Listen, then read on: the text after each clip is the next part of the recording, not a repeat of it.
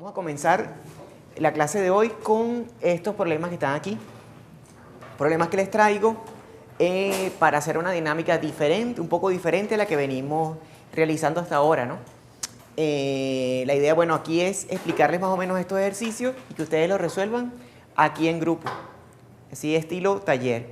Como el examen se está aproximando, es bueno ya uno saber cuáles son las dudas que tienen más o menos ya planteadas, pues. Entonces, bueno,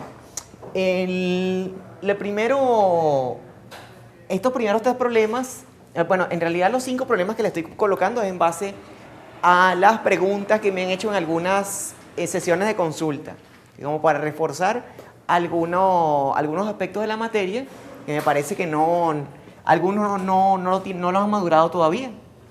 Entonces, bueno, vamos a hacer estos 3 problemas en los cuales lo que se pide en realidad es que ustedes digan cuál es la forma del campo que está siendo generado por esas estructuras, ¿no? Son 3 estructuras diferentes, 3 problemas diferentes, en 3 situaciones diferentes. Entonces, en este primero vamos a tener una distribución de carga homogénea, ¿verdad? Colocada dentro de este cilindro. Es una distribución de carga que está distribuida de manera homogénea dentro del cilindro. Hay una cantidad de densidad de carga en coulombs sobre metro cúbico que está colocada aquí adentro y que está distribuida en ese volumen, y entonces hay que ver cuál es el campo, ¿cómo se llama? ¿Cuál es el campo eléctrico que está siendo generado por esa estructura? Ese es como el primer problema, o sea, ver qué forma tiene ese campo. Así como el primer paso que siempre hacemos. Luego, la tercera pregunta es esta que está acá. Es un cono en el cual viene una corriente de distribución volumétrica que tiene esta expresión que está acá. O sea, fíjense que la distribución es volumétrica, o sea, viene desde el cono, a cualquier punto del cono hacia el origen de coordenadas. El origen de coordenadas está aquí. Este es el origen.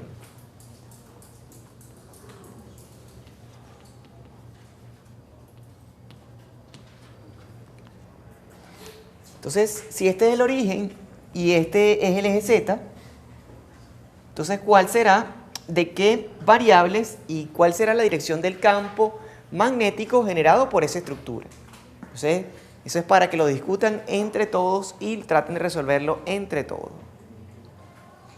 Luego, una vez que pase que resolvamos estos problemas, podemos pasar a estos que están acá.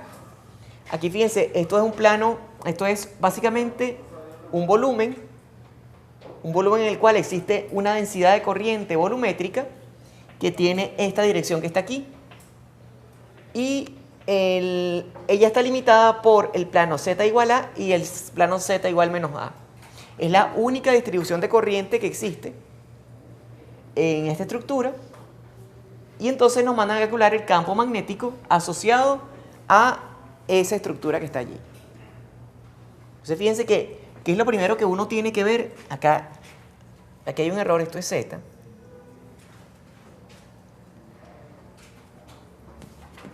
Exactamente. Sí, va en la dirección X, pero ella depende de Z, pues. O sea, mientras más sube, mientras más cerca de los bordes esté, más intensa es, pues. Entonces, vamos a tener esa distribución volumétrica de corriente y hay que hallar el campo magnético, ¿no? O sea, aquí lo mejor es colocar el valor, que en el examen creo que va a ser así. Vamos a tener que tener estos valores. Vamos a ponerle a J sub 0, 3 amperes sobre metro cuadrado, y A igual 3 metros. Entonces, ¿cuál es H? Es lo que se pregunta.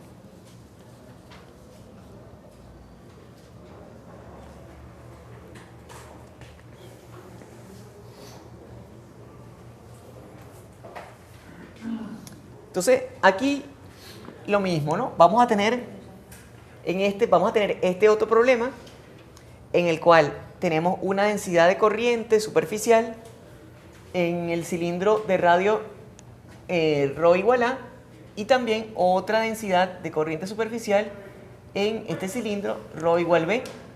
La densidad de corriente superficial está colocada, exactamente, está en dirección phi.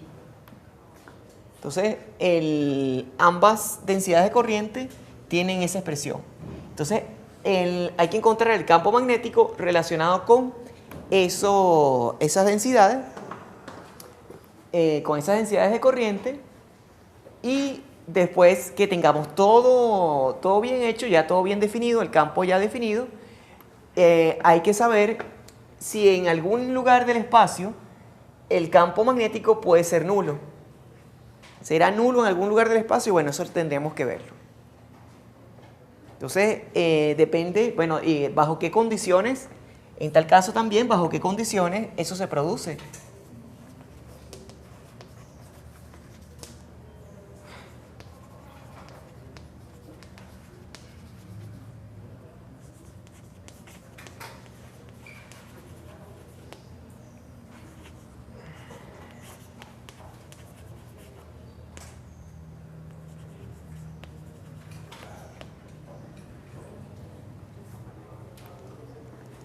Entonces, bueno, con eso podemos comenzar. Lo que tenemos que ahora es hacer, agruparnos en grupos de A3 y de A4 y comenzar a resolver, pues. Eso es básicamente lo que hay que hacer.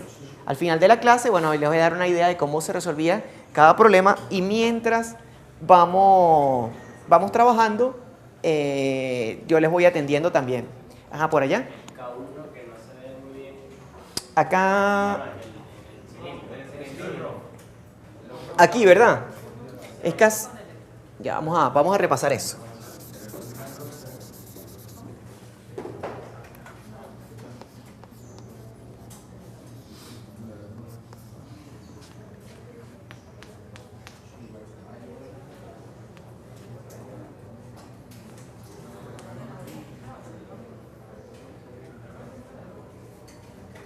Ahora sí. ¿Por allá? Ok.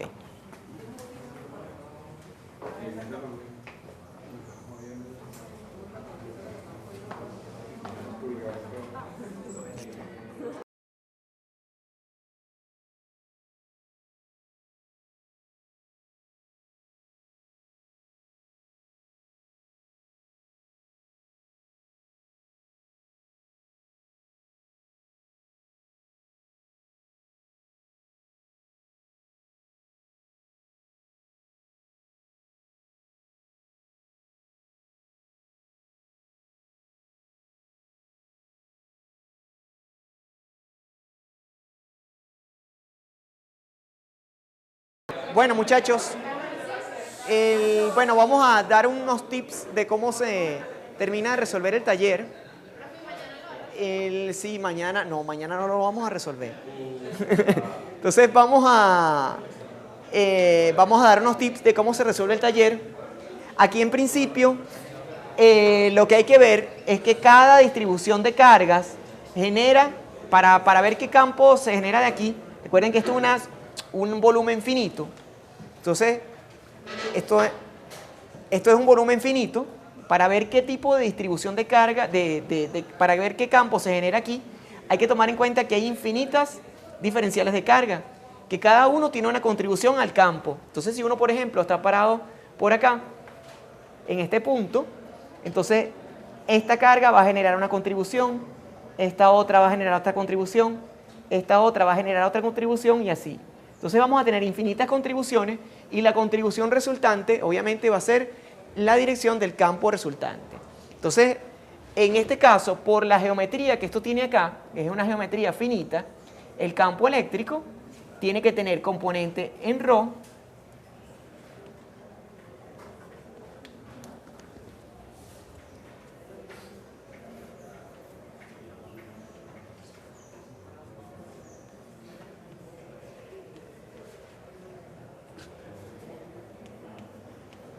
y componente en Z. que escribirlo de esta manera. Lo mismo sucede para este problema que está acá. Entonces, el anillo de corriente tiene el campo magnético siempre gira alrededor de los filamentos. Entonces, en este caso, como este anillo de corriente está ubicado en el plano XY y tiene esa forma cilíndrica que está allí, tiene esa forma de circunferencia que está acá, entonces el campo magnético tiene exactamente la misma forma que este campo eléctrico.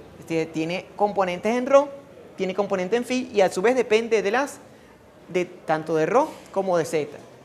Perdón, tiene componentes, exactamente, depende de, aquí me equivoqué, ese campo va a depender de ρ y de z y a su vez va a tener componentes en z y componentes en ρ. O sea, tiene la misma forma que este campo que está acá.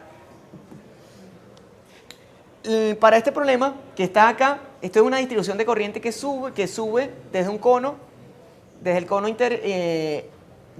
inferior, se conecta con este nodo que a su vez distribuye la corriente en ese cono que está acá. La distribución es volumétrica, por eso tiene esa expresión que está aquí. Como la geometría tiene simetría cilíndrica, ella va a tener el campo magnético que se genere allí, va a tener dirección en φ. Y por supuesto, al alejarse uno del centro del nodo, el campo va a tender a debilitarse. Entonces el campo también va a depender de la coordenada R, de un problema de geometría esférica. Por eso es que aparece la R aquí. Y por supuesto, o al estar uno cerca del conductor, no va a ser lo mismo que estar lejos. En este ángulo, por ejemplo, en el plano XY, no es lo mismo estar aquí en ese plano XY que en el conductor, pegado al conductor. Entonces, el campo tiene que depender de θ.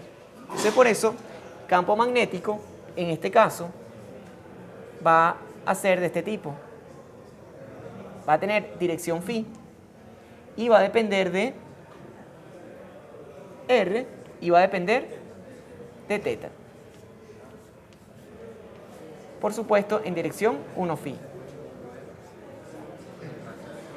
Eso es básicamente lo que hay que pensar para todos esos problemas. Acá, en este problema que está aquí, ¿qué es lo que hay que estar pendiente? Para poderlo resolver, lo que hay que fijarse de qué forma está constituida la distribución de corriente. La distribución de corriente va a depender de z.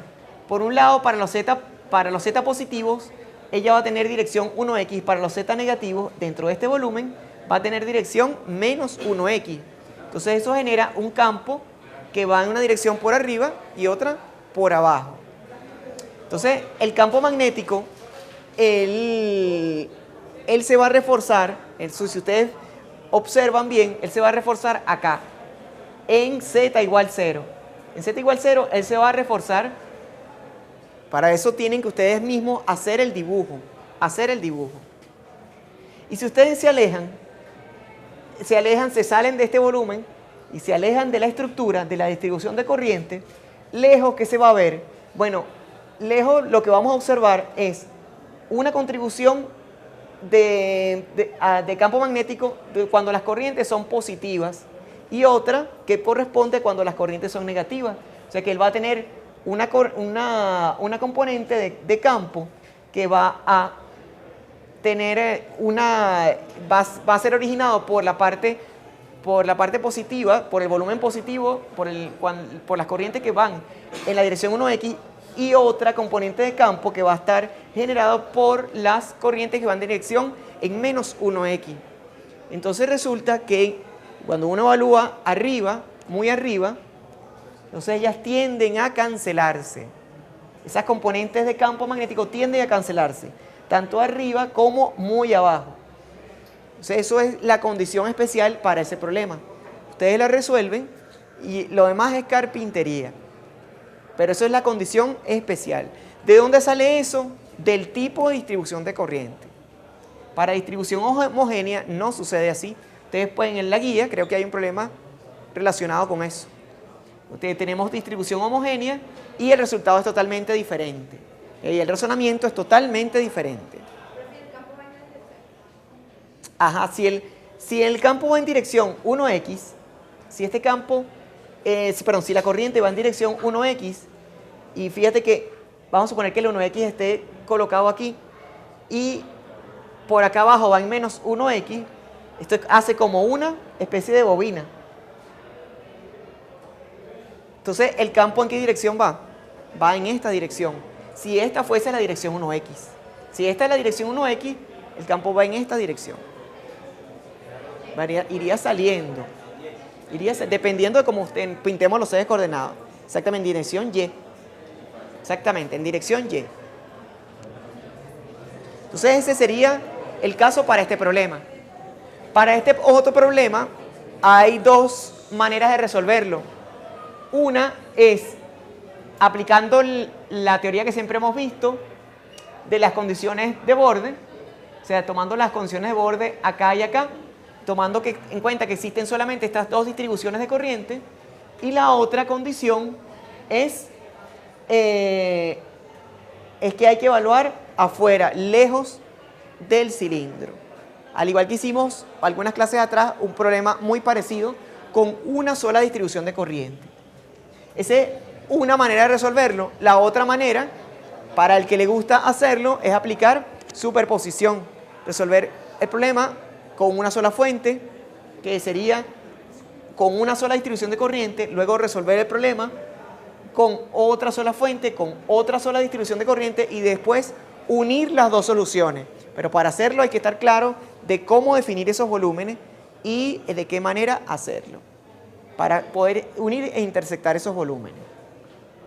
Entonces, ¿bajo qué condiciones se sucede ese fenómeno? Bueno, lo que hay que ver es el valor de K sub 0,1 y K sub 0,2. Que si hay un volumen en el cual se anula la distribución de corriente. Hay que ver muy bien bajo qué condiciones. Entonces, eso va a depender de K sub 0,1 y K sub 0,2.